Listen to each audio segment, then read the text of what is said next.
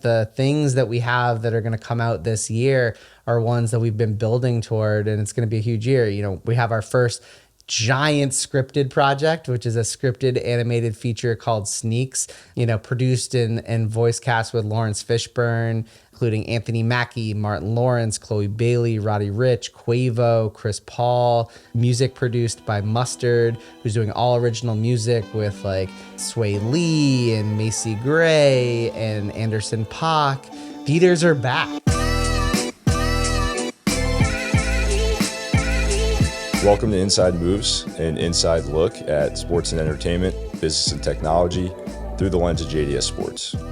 I'm Karl Blum, Senior Associate, and for our first episode, we're sitting down with Aron Phillips, CEO of RTG Features, a film and TV financing and production studio focused on storytelling in sports. AP has been all over the place. He's worked at Dime Magazine, Complex, Nike Basketball, Springhill Company, Uninterrupted. He started his own company, How to Make It. Am I missing anything? Nah, I think that's everything.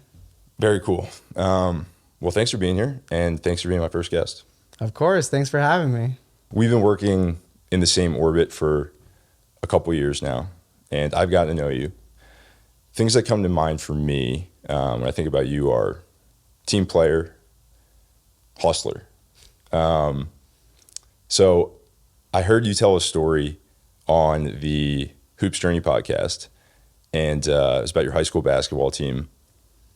I thought it was an awesome story, and I would love to kick it off by giving everybody watching a view of who you are as a dude. So, yeah. No, so high school basketball, right, is life. That's what kind of put me on this journey. And so starting out in my career, though, I kind of went the opposite way. So freshman team starter, JV, sixth man, and then by junior year with varsity, we didn't have enough spots. And so, we had a team coming off a JV team that was 18-2 going to a varsity squad that only could take 6 players. And so I was kind of like that last man out. And so knowing who I was and my friends and the team, it was like, manager's the next best option. So coming and joining that squad and playing with my friends and being able to work my way onto a roster spot by senior year and play was kind of everything. Yeah, and it's like a pretty trivial story, but it was powerful when I heard it in the sense that I put myself in your shoes. Basketball was similar to you, everything to me. I love to compete. And then I would have been so disappointed, like I'm sure you were, not to make the team. And I don't know if I would have had the toughness and the maturity to swallow my pride.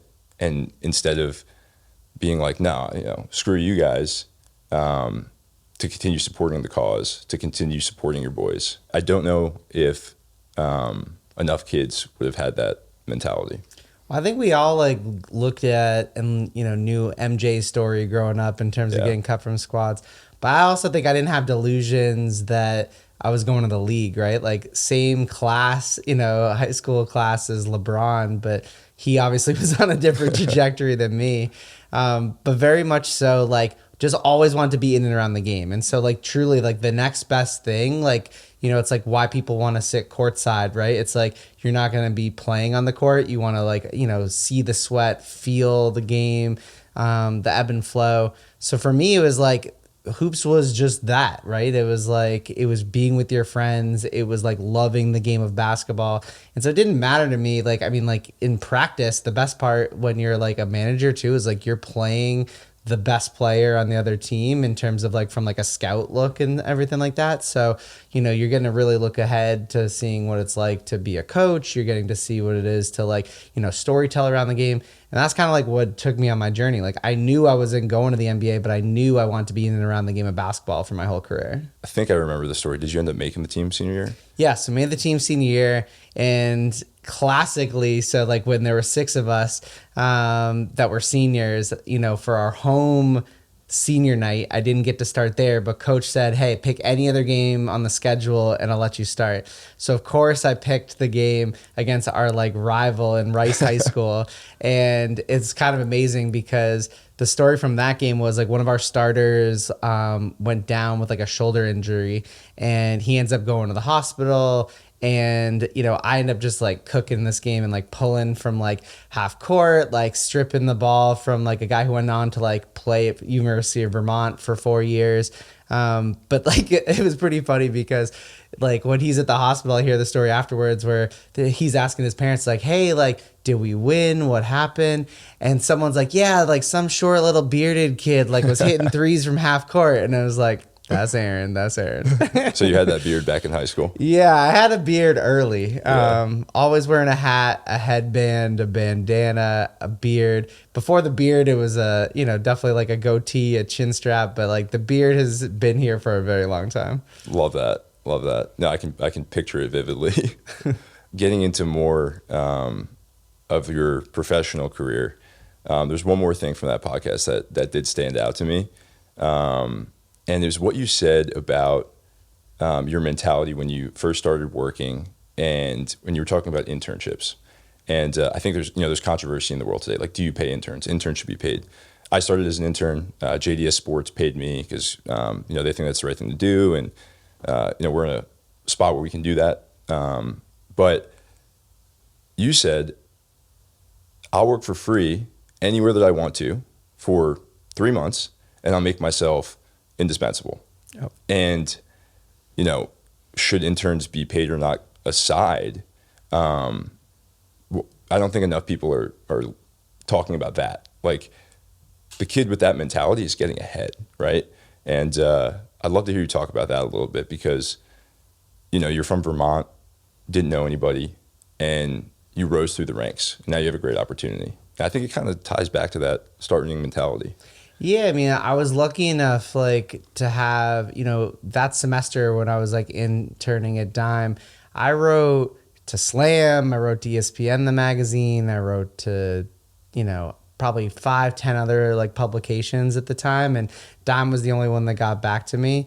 And I remember going to visit them, and the interview ended up being more about just talking about AND1 slip-on shoes at the time, like the Chillin', and it was this thing where it was just like, yeah, you're gonna like love the game, you're gonna just like give it your all. And I always felt the same way, even as an intern manager later in life. It was like, I'm gonna give you the opportunity, and it's yours to take it, right? Yeah. And so when I would have an intern class in the summer, it'd very much be like, hey, like, whoever wants it gets it, right? It's like a jump ball in practice. It's like, when you kind of throw it up and it's like, hey, like, blow the whistle, go and grab it. And so for me, I was like, yeah, like this is my opportunity. This is like your M&M one shot. So it's like, you're going to make the most of it. And the nickname I ended up getting that summer was Go Get 'Em. And that was like, still at the peak of like AND1 street ball and, kind of like Rucker Park nicknames and stuff. And it was just like, yeah, like, if you're going to have an opportunity, whether it's like delivering magazines in the rain in New York City on the subway with like a Metro card, it's like, sure. But the people on the other end of that, like where it may seem like a menial task as an intern, was like I was meeting all these big partners of ours that like you get FaceTime with, and they're like very thankful to get a hand delivered magazine when it comes out. So those are advertisers, those are people at the league, those are athletes. And I just always looked at it as like an opportunity. And so like, yeah, for me, I always, went into that thinking like this is a semester in college. But at the end of that semester, they asked me to like drop out and work for them full time. And I was like, it was actually an inflection point. I was like, hey, like what I'm doing right now in terms of being able to write, like I knew I could do that from afar, and I did, and I continued with them, for the last 3 semesters of school, and I ended up working for them after school. But at the moment, it was like, hey, like I want to go and finish what I started, right? I mean, I think that's another thing, as much as a great opportunity comes along, it's like, even in my career path, it's knowing like when to leave is a big thing, and when to start. No, I love that. I mean, it's like, we at JDS, we invest in a lot of sports related stuff. We're all former athletes like you. And constantly, I just see these like sports analogies, right? And, it's the same thing in sports. 12 guys on the basketball team, the spot's competitive. It's that way in the real world too, and having that willingness to do something other people wouldn't, is huge. But yeah, so you started as a writer, and you've evolved as a storyteller. And I would love to hear a bit about how, writing can grow into so much more. Because I think whether you're a storyteller like yourself, a producer, or even if you're in STEM or business, investing, whatever it may be, young kids should just be writing. 100%. Get your ideas out, like build some kind of rapport, right? And I'd love to hear how your experience was with that and how you kind of evolved. Yeah, I mean, people always ask like, well, what did you study in school? And I was like, international affairs and economics. And they're like, well, how did you end up here? I'm like, well, that's what I wanted to learn. And like the reason why I went to a liberal arts school and a small one at that, and like Lewis and Clark, was because I wanted to like get really good at the liberal arts, which, like, to your point, is writing and being able to have conversations. And so I think, like, yeah, for me, the one through line throughout everything is storytelling. And the only thing that's changed is the medium, right? And because when you're a kid that's growing up watching NBA games on NBC and, renting every movie you can at like the local Blockbuster, it's like you're ultimately looking and you're thinking that's so far out of the realm of possibility. And maybe it was like the first time when like the Blair Witch Project came out and you're like, oh, okay, like I can see myself like getting a camera and doing it. But I knew that wasn't necessarily like my calling, was to kind of be behind the camera. It was really to identify the stories and be able to like put people together. And I think that's where people ask, well, what is a producer or what is content development or any of these things? And it's story identification. I mean, you can talk to anyone. You can talk to brands. You can talk to Hollywood. And the whole thing is about like finding the best stories and then ultimately finding the best people to tell it. You think about documentaries. It's, people would always come and say, hey, like, I want to do a doc on Giannis. It's like, cool. Like, well, what's your idea, right? Like Giannis could work with any filmmaker in the world. Like, what's the reason that he should work with you? And like, what's your point of view? And so I think for me, like, going back to writing, it was like the power of the pen was everything, right? Yeah. And it's like truly was free. And like, I was like very fortunate to come up in a time when blogging was still a thing, right? So it's like social media was new. Like, as I was there where, my freshman year of college, Facebook launched for my college, right? It was many years later that even brands or publishers could even get on these platforms. Twitter, I was an early adopter, but it was something that was like, oh, well, what's my voice versus a brand's voice? And I think that was the fun part about it, was really identifying stories that need to be told. And when you have like a journalist, kind of credential or the ability to kind of interview someone, everything's on the table, right? And that was the thought. It's like there's no ceiling to being able to like, go after anyone. You could like request an interview with anyone, whether that's David Stern to like the 450th guy in the NBA. Yeah. And when did your career kind of change? Was it at Nike basketball when you kind of really started to embed yourself in the basketball industry? Because, if you look at your track record, you've told some huge stories, right? And there's a variety of them in there. It's not just the what's happening on the court, what's the stat sheet. It's, what are these guys' interests off the court? Like, what are they wearing? Where are they going after the game? And I wonder kind of how you get to that point where these really important people start to trust you and let you tell their story. So, you start at your college as a little kid. How does it become, where does that start to elevate? I think the thing that's interesting in like, early accounts like, like Humans of New York, right, was something where it's just this idea that you could take a photo of anyone on the street of New York, 8 million people, and they have a story to tell, right? And so it's this idea of just taking an interest in someone else. I think all too often, like, our lives are very transactional and like, I need something from you, you need something from me. We maybe have some small talk, but it's not like asking the questions that people really want to know, or the questions that truthfully no one's ever been asked before. So it probably started in, college when I decided to launch like within the sports like section of the college newspaper, like a Lewis and Clark cribs section. And it was literally going around to student athletes and going into their dorm rooms and just taking photos on a digital camera at the time. Like I still had a flip phone, and being able to like, yo, show me your sneaker collection, show me your jersey collection, which at the time, like throwbacks were still a thing. And just like asking them the things like of them off the court, right? You know, we did a similar thing where we created a section where we made trading cards in the newspaper where we would like, you know, for the players of the week, it was like something that you could actually cut out and like collect and stuff like that.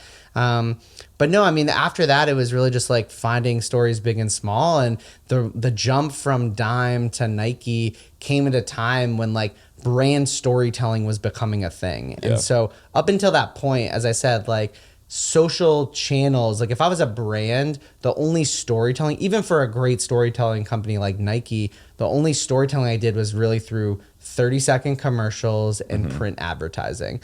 Other than that, like their athletes were truly their spokesmen and like spokeswomen and the folks that were like on the front lines that were embodying what this brand was. For the first time, you know, with Nike Basketball Social, they're like, all right, like we over-index with LeBron, Kobe, and Kevin Durant, and we have, call it 200 other players on the roster that we just actually don't have money to spend on talking about them. Right. And at the time, that's like names like Steph Curry, James Harden, Russell Westbrook, like the true emergence of the next like generation of NBA stars. And that's why over time, like those athletes ended up going to Adidas and Under Armour and Jordan Brand because they're like, hey, you know, you guys are going to be focused on these big names and kind of where do we go?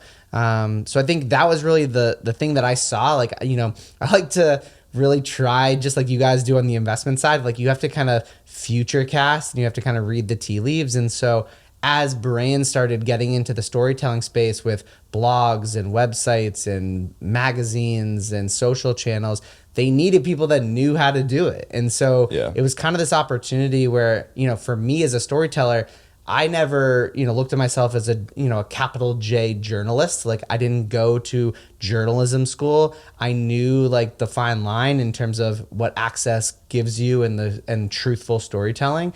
But I also wanted to just always partner with people to just tell really great things because the most entertaining things are really just like authentic storytelling. That's awesome.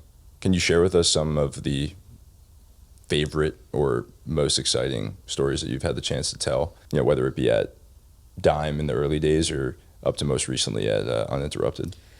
Yeah, I mean, it's a great question. I mean, one of my favorite, I think it was my first cover story if I had to like, if I remember correctly, but it was on Rajon Rondo. And that was at a time when this is like pre the... Was it a Scrabble story? That's what he's like obsessed with Scrabble. Yeah, or but it was like or something. Yeah, he was just like, it was pre the Celtics, like, you know, 2008 team. And it was one of these things where you're like, all right, well, who is this guy? And like everyone's talking about, you know, like Kevin and Paul and Ray, but like Rondo was really like the straw that stirred the drink. And so there's something really cool too. Once again, I think like as many times as like LeBron has been on the cover of Slam, like I know he still geeks out about it because he's still that kid that like, you know, grows up and thinking like, wow, like I read this like when I was younger and now it's me. But there's also always something cool to me about like telling stories on someone for the first time, right? I just think, or really taking that chance. I think anytime, especially in like print media world where you can put someone on the cover, like those covers are everlasting. And so, like, and you'd be surprised is no matter how big or small an athlete is, like they have these things printed out and framed on their walls in their homes, you know, and that's just like kind of a cool thing. So that was probably one of like the bigger ones. One thing that I remember, like, you know, you had mentioned How to Make It. Like, I launched this, like, you know, small, like, you know, blog at the time, this website that was kind of meant to tell the in-between of, like, both inspirational and aspirational stories. So I wanted to be someone's first interview because, once again, I lived in a time where I felt like there still were gatekeepers in this world. And so whether Complex or, you know, Rolling Stone or whatever, if you were an artist that, like, wasn't big enough to hit them yet, but like they still were on their grind, it's like I wanted to be their first interview. And on the other side, I wanted to interview people that had made it, right, proverbially, and like start to learn from them, like, well, what are those tips and tricks of the trade? So, you know, there's so many great stories in there. I mean, one that I remember was like on the designer at Nike for the Nike Roshe Run. This was just like an inline shoe at the time that, you know, once again, I felt like the timing, the market, the moment was there. I think it was like $70, maybe even less. But the shoe took off. And then from there, what became like a throwaway shoe for Nike's kind of like, like regular stores turned into like, they turned it into leather, they turned it into suede, they put it on Nike ID. It was one of these giant success stories. But it was one of those things where the designer of that shoe was not like Tinker Hatfield, and it was someone that like was excited generally that someone was just cold emailing them and asking about something that they had created. So yeah, I mean, so many athletes. Like we did one story that's like, like near and dear to my heart was on this guy Justin Pugh, who used to play for the New York Giants, and it was this amazing story that like my buddy Jimmy Spencer had found from, once again, conversations with like both athletes and their talent teams, and realized that Justin's neighbor, that his wife had passed away, and Justin, just out of the goodness of his heart, started paying for this guy's rent because it was like an older gentleman, and it was kind of this, like, we called the short film, it was called Pew and Blue, kind of like in Old School, where it's like, you're my boy Blue, like that kind of older guy hanging around. And so it was this crazy story where, once again, like, Justin wasn't the one that was out here pitching this story and saying, hey, like, look at me, I'm doing good. It came up randomly in conversation, and this guy, like, because he wouldn't just take the money, would start helping out and like taking out, Justin's garbage, or like sorting his mail and just doing like things. But they developed this really amazing friendship that just like two neighbors have. It's not like this guy was a former athlete or anything like that. Didn't probably even know. It's not even like he was like some like diehard Giants fan. It was just like neighborly things. And so those are the type of stories, like, once again, that I think like you have to go out of your way to find and tell, because we live in a world that like celebrity, still rules in a lot of ways. And so you have to kind of find those inroads to like a truly like authentic and human story. No, that's great. And like, I wonder, because you're a natural storyteller, it's what you want to do, and you want to find those hidden gems, right? But at the same time, there's all these competing interests, right? Like the story on LeBron sells. It's de-risked. That's going to get eyeballs, right? So you've been on every level of this industry. How is your view or what you think about changed from the writer just like hunting a story to the CEO who's like, oh, I need to think about a lot of different factors, right? And there's risk with taking a shot on this no-name person who I think is interesting to everybody else. Yeah, I mean, the phrase I like to use these days in 2024, just knowing like where the market is, like in all our industries, is that you have to make something that's undeniable. Yeah. Like, and I think the other thing, and what drew me to like, coming to Slam and to, helping run RTG from the jump, which is coming up on 4 years ago, which is crazy, after like leaving Uninterrupted, is that we also are like one leg up on that, in the sense of that, like, we already have a 30-year brand, in Slam, and 20 plus million fans and followers that already know and love basketball and basketball culture globally. And so I think that's the thing that, I talk to filmmakers and producers and writers all the time, and they may have the most amazing story that they've unearthed, right? They have the archival footage, they have the life rights, there's a book, whatever it may be. But it's like, who is your audience for that story? Right. Because I think right now, as we see, like, sports have proven to be like kind of undeniable, right? Like globally, all these leagues, record media rights deals, record viewership. And so part of that is that like there's a built-in audience and fan base. Not only as these leagues got smarter, right? They used to be so focused on the teams and the IP, and they're like, but you realize that it's pretty limiting if you're only a fan of one team in one city, versus like if you can really be a fan of the game and these players, no matter what team they're on, then that's where the real like, upside and growth is, because these leagues are not going anywhere and they're only going to keep growing and growing. Right. And so it's like, how are you really attracting that audience and fan base where you've never had more things that are like, available to you to take away from your time, right? Yeah. And so I think with all that, it's like finding things that are undeniable with a built-in audience is the whole game. Yeah. And that audience doesn't have to be huge, right? Like look at the Barbie movie. Like that's a giant audience of people that like grew up buying Barbies and their parents had Barbies and there's currently Barbies in the store, shelves at Target. But like you also had to make that thing like resonate in 2023. Like that wasn't just something that you like put the name Barbie, put Margot Robbie in it, and it like does $1 billion. Like they did that the right way. But at the same time, films and stories and TV shows on way more smaller niche things, if you know you have an audience like that's built in, whether that's for the talent, whether that's for the story, like that's the thing you have to think about, because it's no longer, Netflix's problem or ABC's problem. It's your problem. Yeah. Because what we saw last year with the strikes is that like there's going to be fewer stories told. And so if you want your story to be one of the ones, then you have to come in not just with a great idea and a great script, but the whole package. Yeah. No, I think the audience piece is what stuck out to me in what you had to say. I remember my first kind of introduction to the business of media was actually when I was still playing. I was a senior at Duke, was playing baseball, and I met a dude named Dan Treadway. He was working at the Players Tribune. He's a young kid, just graduated from Texas. He was probably, 26 at the time. I was like 22. And, at the time in my life, I was going through, do I transfer schools? Do I keep playing baseball? I've got this Duke degree that I should go put to work. And the draft is coming up. There's like, a few interesting things happening in my life. And I had a fun conversation with this guy, Dan Treadway. And he's like, dude, you should write a Players Tribune article. So Dan, so generous with his time, spends all this time with me. I write this, 10-page article as a Duke baseball player, just talking about what's going on in my life and the decisions that I'm making. And it doesn't get run, right? And I'm like, me and Dan just spent so much time on this. How does this happen? And Dan's a young kid. Maybe this was like a first time for him too. But looking back on it, it makes sense, right? Like I was nobody. Karl Blum, nobody's following Duke baseball. College baseball is a pretty small community. The audience wasn't that big. And at the time, like I remember a week later, Derek Jeter writes a story or something like that, right? So for that small story to get told, you're right. It needs like the whole package. It needs the audience.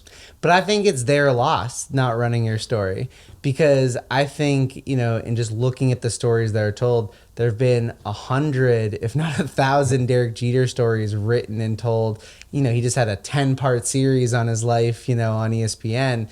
But I think your story, while may, yes, be singularly unique, I think the parallels that people pull out, and that's when I talk about like, finding an audience. It's like your story could be about something and someone that no one's ever heard of. But if you are able to like pull out the human nature of that story and the things that are like universal principles that connect us all together, that is the thing that people care about, right? Like that's why you could have a story on divorce, you could have a story on love, you could have a story on war. Like these are things that are like bigger than all of us, and you're really, the thing that makes a great story is the one that makes it like, through one person's like point of view. Yeah. I mean, it's also why I think it's so cool to be at a place like Slam or RTG Features or whatever it is, where you have this brand that's earned the audience's respect. And then once you decide this story is worth telling, people buy in, right? Yeah. So I mean, I think that's a good segue into you coming to RTG Features. For those who don't know, RTG actually predates Aron Phillips and predates the name RTG as Slam Studios, with the idea that Slam is this engine in basketball. It's got this huge audience, and it should get into long form content, long form storytelling. JDS went through that exercise in 2019, 2018. And through that process and learning about the long development timelines, how hard it is to make these things, JDS realized, okay, we probably don't want to be just in the business of work for hire producing, right? We were attracted to also financing films. For that to be done, we needed to separate the balance sheet, get it out of Slam, and create a sister entity that could still leverage all the great things happening at Slam, but be on its own. And RTG, respect the game. It's a Slam slogan. It's a nod. People understand that. But that's kind of the birth of RTG Features, and in step, hiring you, right? At the time, you were at a great place. You were doing great work. And I'm curious to hear, what about the opportunity to come to RTG Features got you to come over? I think about it like, you can be the defensive coordinator at Alabama football and you're winning national championships. And then a Duke football, who is a startup program, wants you to come be the head guy, right? That's a step up. It's a chance to lead, but it's also risk, right? And you want to know that the situation you're going into has an opportunity for success, right? So I'd love to hear you talk through that decision and what really drew you to coming to RTG Features. Yeah, and I think the Duke analogy is a great one, because Duke was known for basketball, right? Yeah. Both what obviously Coach K and now Kara Lawson and Coach Shire and stuff have built, but the attractive nature of like what they've been able to do even on the football field has been amazing. And saying, hey, like, yes, like, people would always joke that, you go coach or play at Texas, that you're like, people don't even go to the games, but Kevin Durant changed that, right? Went to a football school and really turned it into a basketball program. So for me, I think that was it, right? If this was just another startup, there's plenty of startups out there. There's plenty of athletes starting production companies. There's plenty of media companies popping up wanting to get into the long form content, storytelling space. I don't think I would do it. I mean, honestly, and I've told this to PRC and Matt and, anyone, like, I really felt like I was going to work for, Maverick and Lebron for the rest of my career. Like, it was one of those rarefied places to be. And I was lucky to be there in the early days when they were just building, these startups that ultimately like merged and became the Springhill company. But I think it was just like that Duke analogy, where I was like, there was an opportunity where, when I had started talking with PRC, just like was in New York for a week, like catching up, we had breakfast, and it started where he's like, hey, like, we're looking for a COO at Slam. Do you know anyone? And I'm thinking through like, well, where are you guys at right now? Where are you trying to go? I think the cool thing about Slam that really drew me to it is like, think about how many brands have come and gone in the last 30 years. Mm-hmm. And it's a lot. And so for a brand that is like, we talk about it as like, a legacy brand, a modern media company, like a global lifestyle brand, like this idea of kind of like this journey, like so many people have come and gone. And I think for Slam to still be here and in some ways more relevant than ever when you just look at the proliferation of the G League, high school basketball, like everything that's gone on, and like, obviously with League Fits and the hoops and culture space, you're just like, wow, like this is insane. So many people have tried and failed, and so many people have come and gone, but Slam's still here. So that was the first thing where he's like, hey, like we have this brand now that we are not just going to run it like an old magazine. We're going to like really give it resources and grow it. And we want to kind of go on that same ascent. Like, and so I was like, all right, so who has that background? Like, with like I came from Complex, or being able to do this from like the Bleacher Reports, like, how many people have taken things and been able to grow them to a level, that's like, makes sense for nowadays from a media company standpoint. So I was like, all right, that's cool. Started thinking through. And then halfway through the conversation, I'm like putting my list together. I'm like, oh, I'm going to connect you with so-and-so and so-and-so. He's like, we want to like relaunch Slam Studios, and like, start a sister studio to Slam, and it's like, do you know anyone for that? I'm like, well, now we're kind of talking, because for me, I've always looked at myself as this kind of like multi-hyphenate, and not in some way that I feel like I'm like, can do it all, but more of just like, that's really where my interests lie, and being able to kind of like do it. And so I was like, all right, like if you're serious about these two roles, like I could see myself coming over here where I'd be able to help grow Slam and like apply a bunch of my best practices from what I learned, from Uninterrupted and Complex and Dime on the media company side, and growing something that can really grow, over the next 5 years. But my real passion and what kind of sealed the deal was the ability to say, hey, here's a blank canvas, right? We are creating this thing called RTG Features. The first documentary that we've acquired with our sister company at the time, 1091 Pictures, is the Stefan Marbury doc, A Kid from Coney Island. And I'd already known Cootie and Chike for a while at that point. They were one of my first like meetings back in 2015 when I started working at Uninterrupted in Springhill. And I was like very much like loved them as creators. Benji was one of my favorite 30 for 30s. And so when they were like, oh, like this is our first thing, and it just made so much sense. It like immediately clicked, because when you look at this world, right, you're either these talent-led production companies and studios, whether that's Reese Witherspoon and Hello Sunshine, or LeBron and Springhill, or Steph Curry and Unanimous.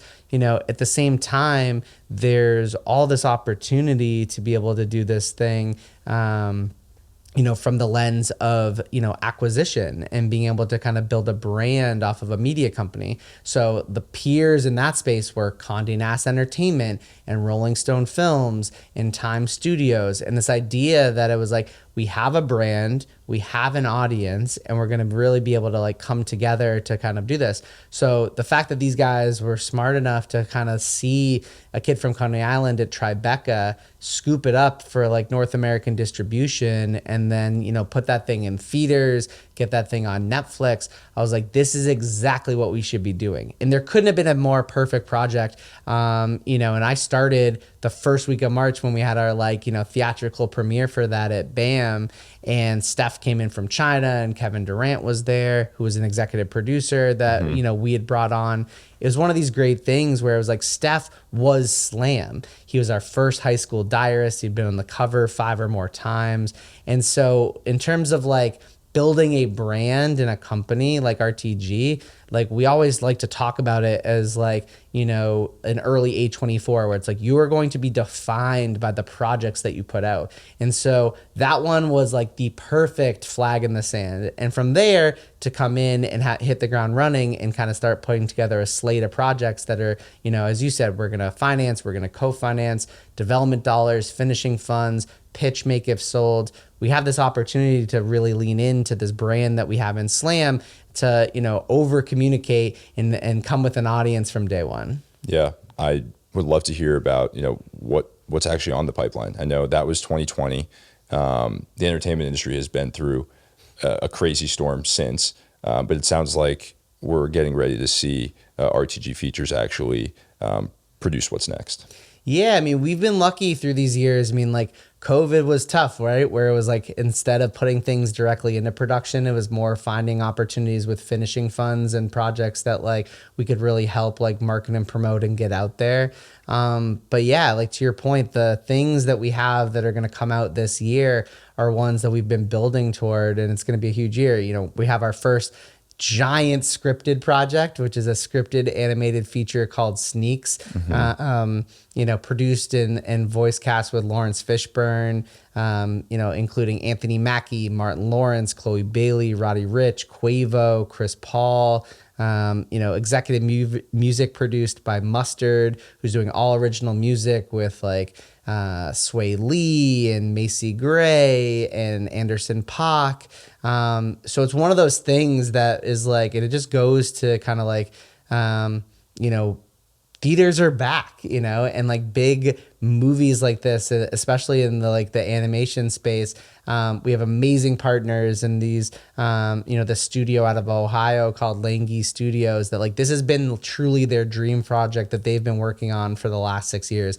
And so to come in and be a part of that thing, and for them to see not only like the value that the brand of Slam brings and what we can do from the RTG side, we've brought brands to the table that have integrated into the movie. It's like we have Slam has a presence in the film, but it's just a film that is truly going to like be a reason that people turn up. And I think that's like one of the things, but this was like square on. And so that's one end of the spectrum. And the other project that we've truly been working on since we started, and it was one of the first ones I brought in the door, was working with a filmmaker, Kirk Frazier, who I had done a short film with at Uninterrupted. And Kirk had been spent 10 years, shooting interviews with Coach John Thompson. And this is before I even realized that like Matt and our team went to Georgetown and how like, you know, other than just this being a perfect fit for us, but it's been truly a collaborative thing. You know, working with Coach before he passed away, now working with his family since. And we've been able to get like when you have these luminary talents that people want to like really show up for. And so interviews with everyone from obviously his former players and Patrick and Alonzo to David Falk to we just, you know, had an interview with President Clinton.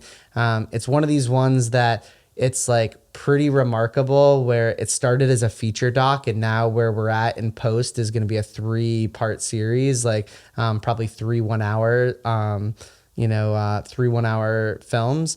And it's amazing. But I think the thing is like we went into it with the right way, right? This wasn't something that you're just like, here's a story that's going to make a lot of money. You said this is a story that needs to be told. You know, it just happens to be that this year is the 40th anniversary of their first championship. And it just happens to be that like Coach is one of these figures that it was really important for his family in something where they're like, some people would do this story and it would be about Georgetown and it'd be about Hoya paranoia and it would be about, you know, just like reliving the glory days of hoops. But they're like, my dad was my father. My dad was a man. My dad, you know, is someone that like influenced so many people, his players and otherwise. And so I think the approach that we've been able to take with both like working with Jesse Washington, who, you know, worked with Coach on his autobiography, to Kirk, to the family, to our partners at Alcon, who have like made some of the biggest movies in Hollywood and the Defiant Ones, which is like, I think one of the greatest docuseries of the last decade. It's been amazing as we've been able to like really flesh out the story that we're going to tell on this guy. Yeah, it's really cool. I do want to go back to Sneaks first, because Matt and Aronson, so at JDS, you know, we kind of look at our portfolio and we divide it up, right? And say, you know, PRC is over-indexing on these ones, Matt's over-indexing on these, and then I cover some, right? And Matt has always been interested in the entertainment business. He's learned so much. He's only, I think, 2 years older than me. That dude is a wealth of knowledge. It impresses the hell out of me. And RTG Features has always been a focus of his. So, you know, prepping for this, I call him. I'm like, all right, so like, you know, what should I talk about? What's the most exciting stuff going on? And he's like, Sneaks. You got to talk about Sneaks. His words were, it's like Toy Story, but sneakers in New York City. And I'm on the other end of the phone. I'm like, what the heck is that, right? So I'd love for you to you know, share what you can about why this is so exciting. It sounds definitely different. Yeah, I think like what made Toy Story was so amazing, obviously, was not just like Pixar and how it looked and felt, not just the voice, you know, talent, but it also was like universal. And so I think for us, it's like people have tried, like sneaker culture is not new, right? Like Slam's been down with sneaker culture since day one. Like, you know, our former editor-in-chief, Russ Bankston, just like published a new book on like the 15 sneakers that like have defined basketball, right? But I think for sneaker culture in pop culture, it hasn't been something that has been like, that's my film. And so I think for this, like I grew up a Muppets fan, right? And the thing that's like been so great about the Muppets as you get older is there's like 3 levels of humor. There's humor that like is for kids. There's, you know, humor for young adults. There's humor for parents. And depending on how old you are, you like, it hits on different stages of what the thing is. Yeah. And so I think using the same way that sneaker, you know, or that Toy Story uses toys or Cars uses cars, for Sneaks to use like sneakers and shoes as the characters, and from their point of view, set in a setting of like New York City, it was just like, this is the wish fulfillment, you know, story that you're looking for. And so I think it's like, it's one of those where it's like, how has this not been done before? And this is such a great idea. And I think that like from a creating new IP standpoint, you know, while this is not the same as, you know, Spider-Man, you know, Enter the Spider-Verse, I think the same way that they took like existing IP and put it through like a modern cultural lens, and Miles Morales and, you know, Metro Boomin and everything they've done with that film, I think you're going to see the same success with Sneaks, because it's something that like everyone I've talked to is like, I can't wait to bring my kids there to watch it. And I'm geeked out to see it. Yeah, that's really cool. I'm really excited to see it. I think a lot, you know, everybody consumes films, right? But not a lot of us really know how the sausage gets made. So I'd love for you to share a bit more about the life cycle of a project like that. You say we're getting ready to see it soon. What does that really mean? Does it go to a film festival? How many years did that take? At what point do you get the buy-in from, I imagine brands are coming in, right? If you have sneakers in New York City, it sounds like something Nike would want to be a part of, right? So like, how does that all come together and then eventually get sold to a distributor? Yeah, no, the process is amazing. So the producers, as I mentioned, out of Ohio, like these guys, this has been their kind of like calling card for years. And so there's been, as oftentimes happens in Hollywood, like iterations of stories, of scripts, of filmmakers, of producing teams. And it oftentimes, just like, why does one NBA team win a championship or lose in the first rounds, like, or anything like that? It kind of all coalesced. And so a huge part of this was really them meeting with, Lawrence Fishburne and his producing partner, Helen Sugland, and Cinema Gypsy Productions. And so what those guys have done from a producing standpoint in life has been remarkable, both in obviously like the feature film world, the animated world, both on, camera and behind the camera.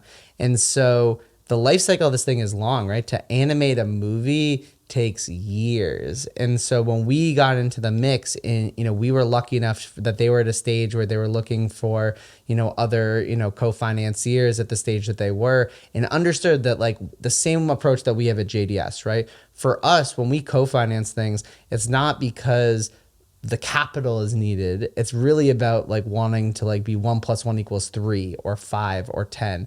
And so strategic money and strategic partners. And so for these guys, same thing as I talked about earlier with audience, is we're not just like, another person that just has money. There's plenty of people in Hollywood with money, right? Even more money than we have. But what we have in terms of the authenticity and the brand and the audience of Slam was immediately recognizable to them. So when we reached out to our team at CAA and said, hey, chase down this project, like we heard about this, like, we were working on another documentary with Chris Paul. I saw Chris was involved with this, and I was like, we need to learn more. Like the stars just aligned. And so it really just made sense for us to like, join forces on this thing. So where we're at in the life cycle now in January 24 is we are hoping, the plan right now is that the film will be done by mid-year, to release theatrically, pending who we end up going with for our kind of North American distributor in the fall. But it's one of those things that like, even throughout the strikes last year, like we had a waiver, we were able to continue, and the show must go on. And so the beautiful thing is like these things don't happen overnight. And so right now we're kind of putting the last minute touches. Like you talked about someone like Nike, like they are a partner on the film, through their studio Waffle Iron Entertainment. And there's a lot of really great integrations in there, right? Like we have a shoe that is a Chuck Taylor, right? Like how can, that just makes so much sense. Obviously Converse, part of Nike Inc. We have two of Nike's biggest stars in like the Nike SB and the skateboarding space, and Reza Leal and Sky Brown, who are going to be even more household names at this summer's Olympics. And so as with anything, right? Like when you do stuff too, is like you're really looking ahead to like what's going to be, hitting at the moment in the time. And so I think for us, like drafting off whatever that kind of release timing looks like when it ends up getting locked in, drafting off of this like summer's Olympics is really going to just be able to catapult this film into the way that we hope it can really like hit everyone. No, it's great timing. It feels like there's like an influx of good stuff coming now that we're through the strike and we're through COVID, and there's going to be a ton. I feel like we're not the only ones in this situation where we're chomping at the bit to release some stuff that we're really pumped about. Contrasting Sneaks with Thompson is kind of interesting as well.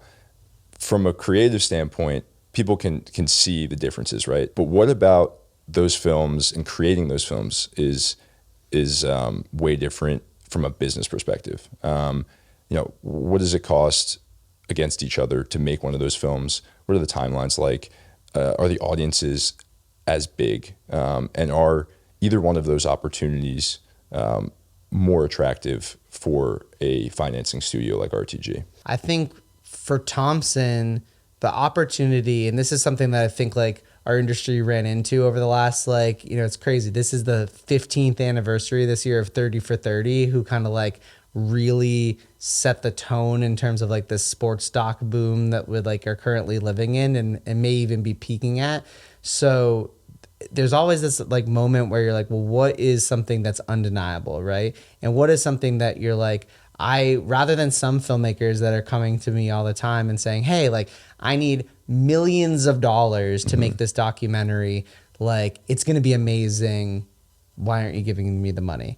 And I'm like, hey, like, I would love to give you the money, but I think this like world of there's still this end game, right? And I think it still goes back to like, who's ultimately going to watch this thing? Where is this thing going to live? If we're in the financing game and making stuff that is ultimately going to be sold to a Netflix and Amazon and ESPN, et cetera, then for us, the real upside from an investment standpoint is make it for as little as possible and then gross as much as possible. Right. I think a lot of filmmakers, especially ones that have like now launched all their own companies, they're like, well, yes, I want this thing to end up on the streamer and I want it to win awards.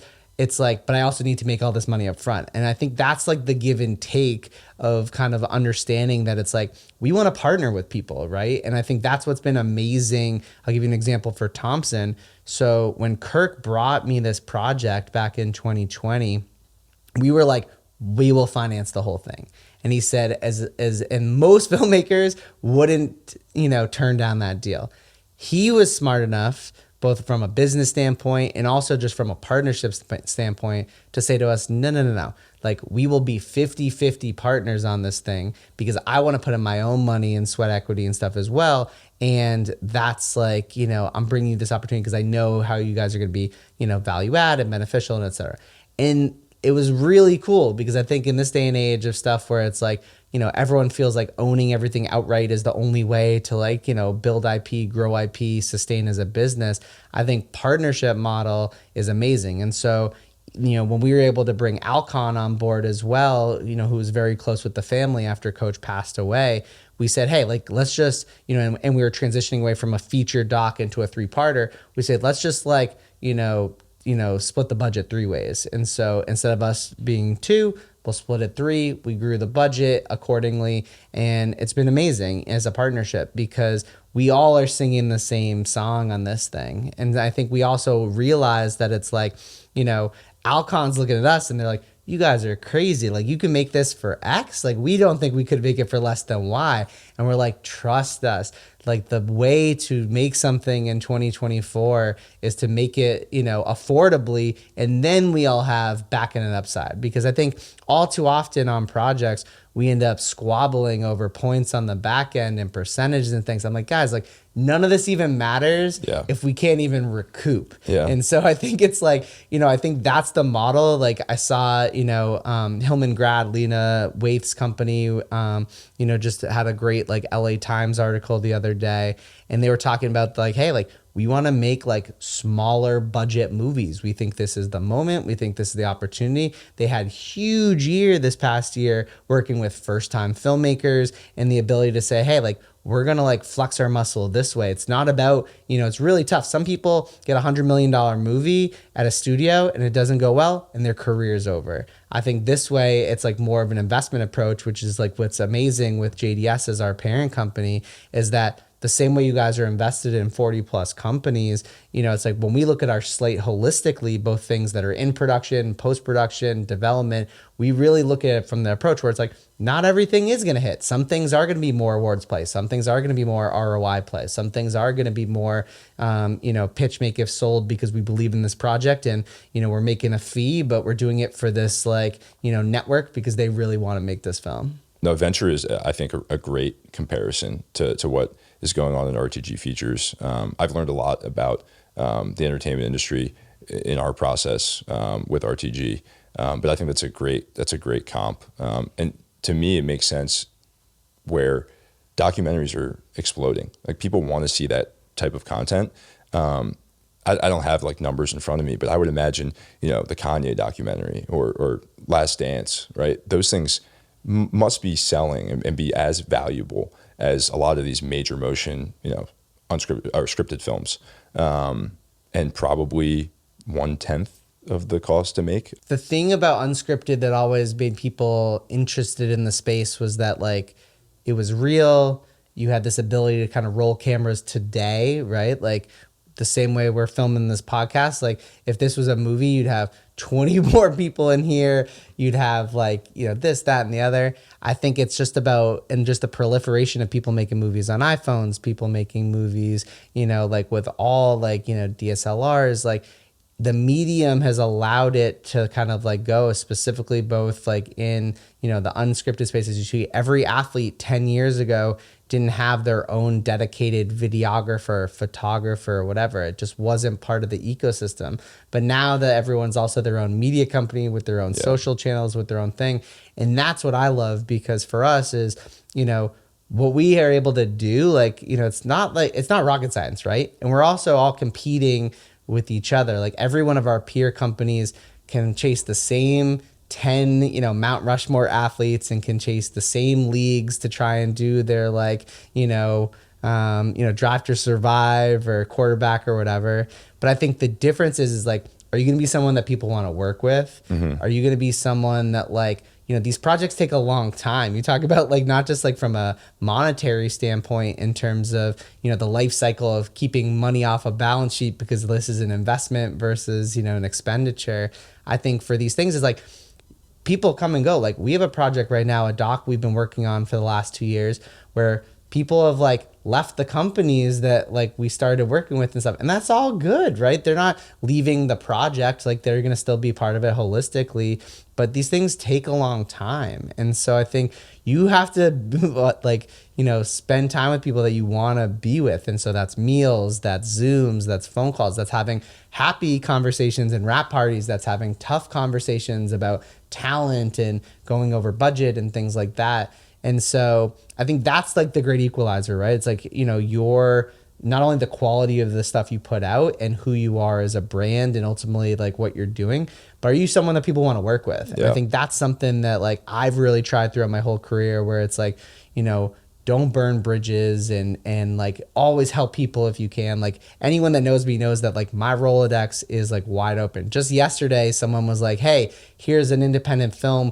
We're looking for a celebrity EP. Who do you think would make sense? I connected him with an agent, and like the, you know, agent wrote right back and was like, this sounds amazing. I'm connected to the material. I'm going to put it in front of this athlete. And I think that will all work out, right?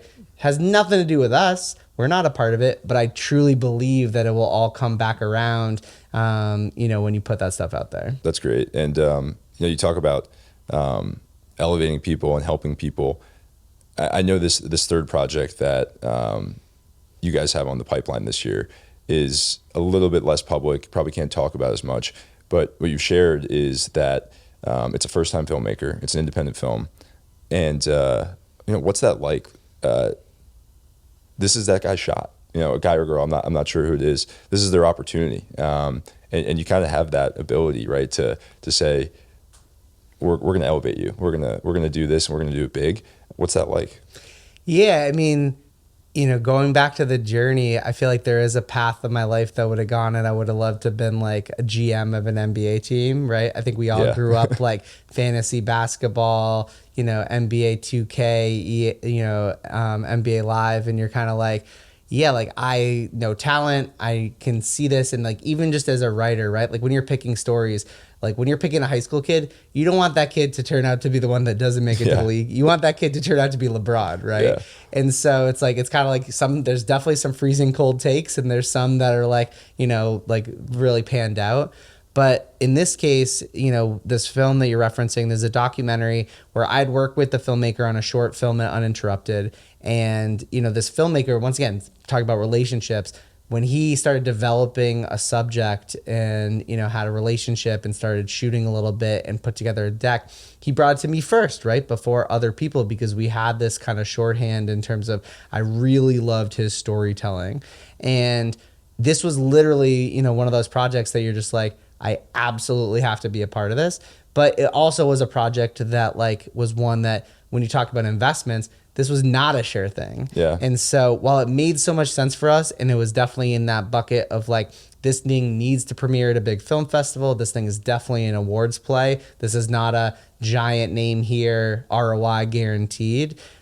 We had to kind of go out and build, a team around that. And so the tough part about this biz is also same way as you're pitching networks is also pitching your peers to be like, join the squad. And so the same way that I'm sure you guys have rounds where you're going to investments and saying, hey, like we're investing in this team, this league, this company, we think it's like you're putting your neck on the line, right? Yeah. And so I don't take that lightly that I went to other peers as like producers and said, not only do I want your time and I want your company's name and credibility, but I also want your money. Yeah. And so this project, we ended up like will come out later this year, but we partnered with 2 other like heavyweights in the space, and, they had to see, and there were a lot of conversations, right, on this project where a lot of people said no, I think, yeah. And a lot of people say, hey, looks amazing, not for us. Looks amazing, COVID. Looks, whatever the thing was.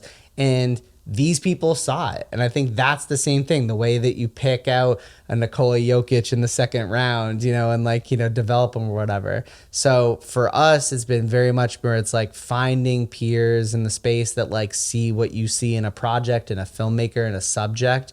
And in this case, like, we're also very happy to have just brought on to this thing, like our good friends, Kudi and Chike, who we've collaborated with a bunch. Because I think that's the other thing, right? It's like Mav would always tell me something that I use to this day, which was, I know what I know and I know what I don't know. And I surround myself with the people that know what I don't. And I think like that, like, leave your ego at the door, that like ability to understand that like we're all in this thing together. And so I'm still early in my career, right? Like I want to be, Spielberg, Scorsese, still getting the awards, still working with the biggest stars, like, 40, 50 years from now. But for now, it's like, even for, and props to our filmmaker to say, hey, like, I've made this film and it's amazing, but I'm also open to outside people that have made great stuff too. Yeah. And so I think, you mentioned Genius that Kudi and Chike directed.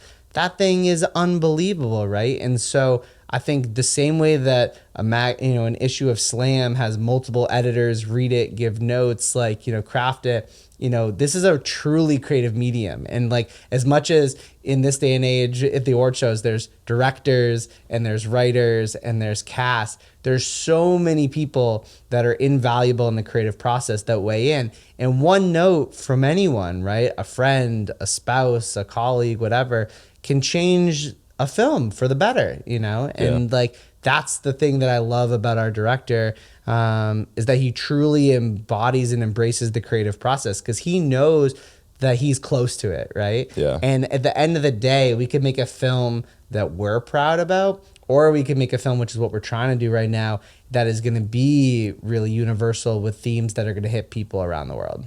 And I think, again, like drawing back to the comparison adventure, that's the way I'm hearing this, right? Is, people come to us all the time, and sometimes it's, hey, we've been in business for 2 years. We're making $500,000. We need money to expand what we're doing, to grow. But there's proof of something here, right? Maybe that's at like a Series A, right? Other times somebody comes to us and it's a seed, right? And it's like, there's nothing going on here. I have code on my computer and I have an idea, and we get to sit there with them, and are we impressed with the person? Do we agree with the vision of how this can go? There are other factors like, we have friends that say, Courtside Ventures, another VC firm that we talk to a lot. What do they think of it? And do we want to buy in this early, right? And when you buy in that early, the economic upside is obvious, but the risk is also, a lot higher. So at what stage, I'm curious, does this guy come to you? Is it like just him and 100 pages on paper, or is there more surrounding the project before you say, let's go? And you can focus on this example. No, for this film, it was him. It was a deck. I don't even know if he had a sizzle yet. He might have had like a little footage that he had shot. But the deck had unbelievable photography and photos that he had taken that really just captured this like subject in a way, and his producer. And as you said, it's like a lot of it is like you're betting on a person, right? Yeah. Because like all too often in Hollywood and things, someone can be like, great idea, we're going to take your idea and go away, right? Because they're like, we don't think you can execute it. Yeah. And I think that's what this world is, right? You know how many people probably want to do sequels to movies, reboots to movies, whatever, and a studio or an exec would be like, yeah, that's a great idea, but I have no trust that you could pull this off, right? And so I think in this case, it's like you are betting on people, and all anyone can do, because it's very easy, right? Like when you're the big dogs and you can just sit around and pick winners, right? I think that's the thing that like when you have more money or more notoriety or whatever, and you are, you know, Kevin Hart and The Rock or whatever, you get to see everything, right? So it's easier to pick a great script. It's easier to attach your name to as an executive producer to a project that's already Oscar nominated, right? It's like a lot of times you're able to come in late because like you carry that much weight. But I think, as you said, like the opportunity and upside and stuff is to get in early. And so if you can see the tea leaves and then ultimately build a team around it, build a package, make something undeniable, I think that's where like the real fun is. And I think, you know, once again, there's way easier ways, you know, from a JDS standpoint, and I tell you guys all the time, to make money than to make film and television. You know, it's like, you know, even at Springhill, we did not make our first movie till like year 5. You know, it was like that was something, and like we had a deal at Warner Brothers, and you know, Warner Brothers gave us that deal because they wanted to make Space Jam, but we were able to say, hey, like, you know, we're going to take your interest in who we are and creatively whatever, and we're going to build a giant mega org like off of this thing, and we're going to blow you away. And that's what they've been able to do, you know, and they're now valued at what, $700+ million and 250+ people. And it's been amazing to see, like, you know, what my former colleagues have done. And it's awesome because we still collaborate with them on projects. And so, you know, we did the 5-Star Basketball podcast with them as both like LeBron and Mav went to 5-star. And, you know, we are working on another doc right now that we're working with them on that makes sense. And so a lot of that stuff is really just coming from where it's like, who do you want to work with, and do you see the like upside and opportunity from the beginning? Because from there, the hard work ensues, you know, like there's no sure thing. And ultimately, we're still, no matter how big our audience is, if we're still trying to sell this thing, not direct to consumer, but, you know, have this thing land on, you know, someone else to like acquire or license this from us, we're still at the stage where it's like we have to make it undeniable, and then you still are at the whim of the market, right? Yeah. So, but I've never been more bullish on this industry. That's why I'm so excited that, you know, Sneaks will be a theatrical play, because I think like what we've seen this past year between Barbie and Oppenheimer and Spider-Man and all these things is that like if you can create something great and be a team of people that people want to get behind and rally behind, people will turn up. You know, it's the same way that like, you know, like Lions tickets were the most expensive in the first round of like the NFL playoffs because like it had been a long time for them, and you know the city loves the squad. So I don't know, I couldn't be more excited about like where we're headed this year and beyond. You said you think Sneaks will be a theatrical play. In modern media today, less and less films are going that route. You know, like Dune, I love that movie. I thought that was incredible. You know, the different competing factors for why these decisions get made. HBO owns that. They released that just on HBO, right? Are there like, what goes into that decision for something like Sneaks? Are there like KPIs? Are there benchmarks? Are there thresholds? What makes you, or I guess maybe the buyers, decide whether that thing's going that route?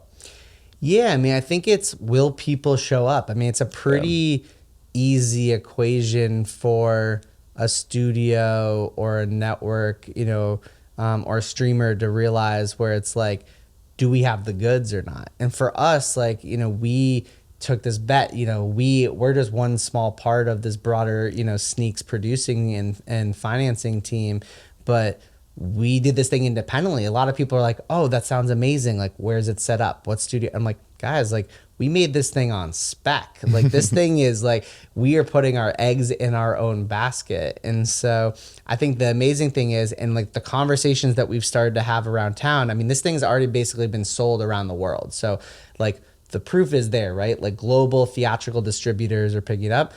Obviously in this world that we live in, like North America still reigns supreme from a box office standpoint and what this thing is. And I think people know that like we've done it, right? Between the creative team, the producing team, the marketing team, all of the parties involved, it's like, this is something that people will show up for. And so I think, yeah, like I get it. Like personally, if I was running a streamer and, you know, I have a film that I spent $20-30 million on, and if I put it just on my streaming service, like that math doesn't make sense to me personally, right? Because I'm like, you're not even giving yourself the chance to make your money back unless you really think that many people are going to sign up for your streaming service to say it. Because that's the bar these days, right? For every streamer, if you are not making a show, a doc, you know, a film that someone is going to like not have it and sign up for it, then it's not worth their time, right? Yeah. Because they're like, we'd rather just run reruns, stuff in our library, but like we need things that are gonna get people to like come. But I think on the flip side, and this is why I love seeing people like Apple and Amazon that are taking the opposite approach, right? They are tech companies that are streamers that have said, hey, we're gonna partner with the biggest distributors to release our movies in theaters, because we also think movies were meant for movie theaters. And so I think for that, it's amazing that people are not saying, oh, this would be perfect on Netflix, send it straight there. Like the greatest filmmakers in the world that are still making movies for these studios and streamers still want to see their things. And I think if you can do it, I mean, Oppenheimer's back in theaters now, right? Like it's like, that's I think the opportunity. So for Sneaks, we're like, if you can do it, do it. And I think like, you know, it's not going to be easy in the sense of like, we're going to like have to like bring the noise, but everyone that we've talked to seems like extremely excited about the opportunity. I guess the nostalgic side of me would love to see, you know, things kind of come full circle and people start to go back to movie theaters.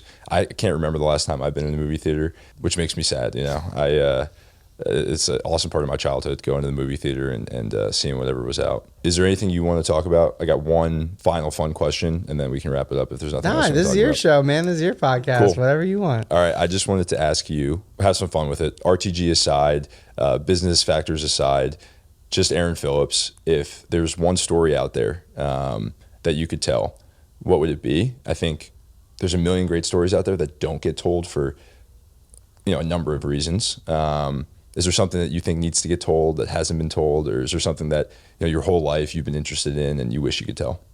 I don't want to give a cop-out answer, but I will say this. I do think for me, I want to get big enough and build our brand big enough to be able to really tell hidden figure stories. Okay. I think, you know, as much as I love, you know, I'm very excited for the new Amy Winehouse movie, the Bob Marley movie, you know, biopics on people that are big and famous and have passed and have amazing stories to tell. I'm personally just as interested in stories of people that, you know, either you've never heard of or people that are truly just like, you know, a different tier than those like A-list celebs. And so for me, I think that's always what I, you know, have like, you know, endeavored to do. And as I mentioned, you know, inspirational stories, aspirational stories, stories that like will inspire you or something that you can aspire toward. And so I think, yeah, I mean, it's like getting to a place that, you know, we don't have to live in a space where they're like, hey, this isn't Beckham, Messi, Giannis, LeBron, Jeter, and someone's like, yeah, like you got an amazing storyteller, you have an amazing story, you have something that's universal for folks that they can relate to. And, you know, whether that's based off of, you know, mental health or social justice or whatever things, you know, I want to get behind and get the biggest people behind those stories, because I think when you can rally folks for that, like that's the real opportunity, right? Like, you know, people that right now we're in this world that it's like very depressing to me of like true con, right? There's true crime, which I think is really tough because you're really like glorifying people that have killed other people. Not my genre. And true con, where it's like people have like, I get it's interesting. I mean, one of my favorite movies of all time is like Catch Me If You Can. But it's like, you know, I'm not necessarily trying to put these people on a pedestal, right? It's like, it's hard enough to make a movie to tell a doc, like, I want to do it and use that for good. Yeah. And so I think that's one of the things for us at RTG that we've really been talking about in terms of like how we build our company. You know, it's like as we grow, the stories we tell, and using like, you know, it's like, what do they say? Like with great power comes great responsibility. Like we have a medium here, right? Like Slam has 100 pages an issue, and they choose what, like, you know, goes in there. Yeah. And so I feel it's the same for us. Like, once again, knowing how long it takes and how hard it is, like, I'd much rather spend my time championing people stories that aren't told. And I'll give you one example, right? That's on our slate right now, because this is out there and one that we're very bullish on. So there is a player who played at Michigan State by the name of Anthony Ianni. And Anthony was the first player to play Division I men's basketball on the autism spectrum. And Anthony's story is unbelievable, right? Like, this guy grew up like going to Coach Izzo's camp on campus, and he met Coach. He said as a young boy, when his parents realized that like the rest of the world was telling him that his dreams weren't going to be the way that they necessarily thought, he's like, Coach, I'm going to play for you one day. And what did Anthony do? He went out and did it, right? This guy went from high school and, you know, went to Coach. He's like, Coach, am I ready? He's like, no, like, go do JUCO first, right? Goes to JUCO, crushes, comes back. This guy ends up being Draymond Green's teammate at Michigan State and going to a Final Four. And now spends his days as like one of the best inspirational speakers. I'm like getting goosebumps even talking about it, because Anthony's one of the coolest dudes, you know, that I've ever talked with. Wrote an amazing book about his journey and his story. And we have this amazing filmmaker, Davey Rothbart, who does stuff on This American Life and has done a ton in the doc space, is making the jump into the narrative space. His producing partner, Andrew Cohn, who's an amazing filmmaker in his own right. And we have Angelo Pizzo, who like, you know, wrote Hoosiers and Rudy and like one of the greatest like inspirational sports storytellers of all time as our executive producer. And here's a story that you talk about, like, you know, hidden figures and champion. It's like every day I'm like, how do I get this story made, right?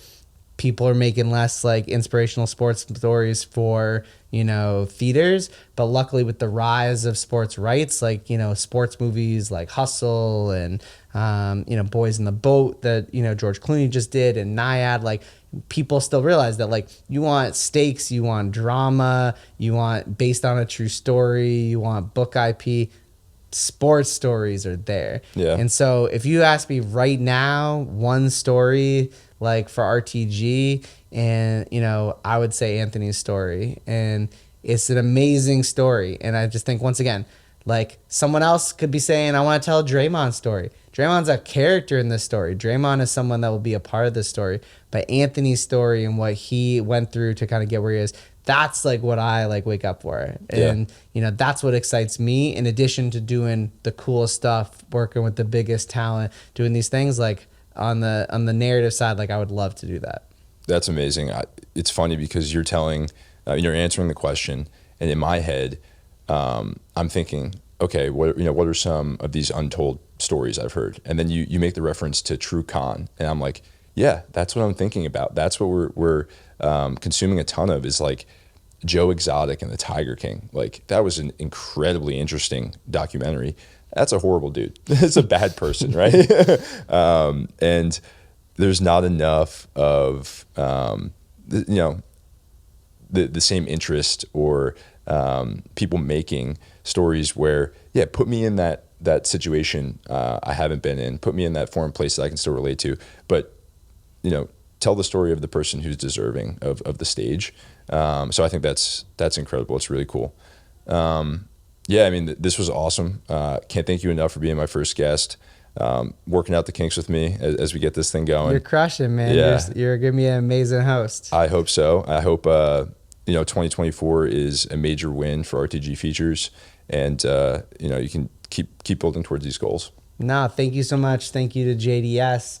I mean, this is an amazing thing. I think this started from like an insight of you guys like talking about this thing internally, and you're like, hey, we have all these amazing people in our portfolio that want to like be able to cross pollinate and know each other and meet each other. So I'm just excited to like, watch these, listen to these, and like meet more of the founders and kind of operators that you guys are working with, because that's where I see the biggest upside for us, right? It's like, this isn't, while we are a small company right now, it's like being part of something bigger allows us to kind of, draft off of everyone's success. Yeah.